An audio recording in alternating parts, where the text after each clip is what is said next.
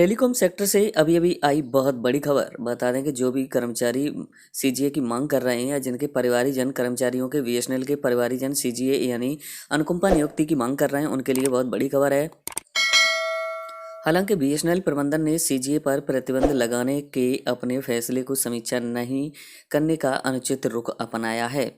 निसंदेह कंपनी के खर्च में कटौती ही एकमात्र कारक है जिसने प्रबंधन को सीजीए पर प्रतिबंध लगाने यानी अनुकंपा नियुक्ति पर प्रतिबंध लगाने के लिए प्रेरित किया।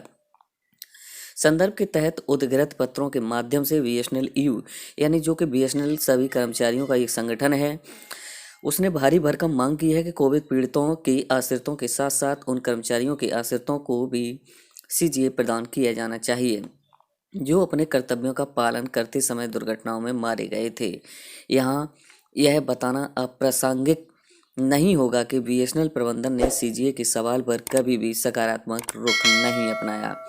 यहाँ तक कि जब सीजीए यानी अनुकंपा नियुक्ति ने अनुमति दी तो यह केवल मृत कर्मचारियों की विधवाओं को ही दिया गया।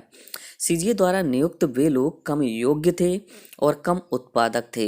उस समय भी बीएसएनएल यू ने राष्ट्रीय परिषद में एक मांग उठाई थी जिसमें जोर देकर कहा गया था कि मृत कर्मचारियों के बच्चों को सीजीए प्रदान किया जाना चाहिए क्योंकि उनके पास बेहतर योग्यता होनी और वे अधिक होंगे।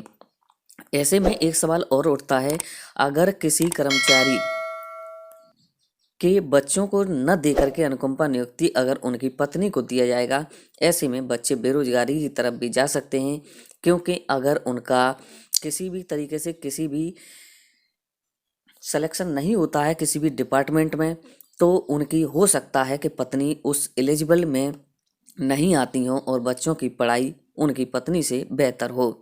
ऐसे में बच्चे ठीक काम करेंगे और यह बीएसएनएल यू द्वारा बहुत ही स्पष्ट मांग उठाई गई, लेकिन जब इस पर रोक ही लगा दी गई है तो अभी तक किसी भी प्रकार की रोक नहीं हटाई गई है और बीएसएनएल यू लगातार इस रोक को हटाने की सरकार और बीएसएनएल मंत्री से मांग कर रहे हैं।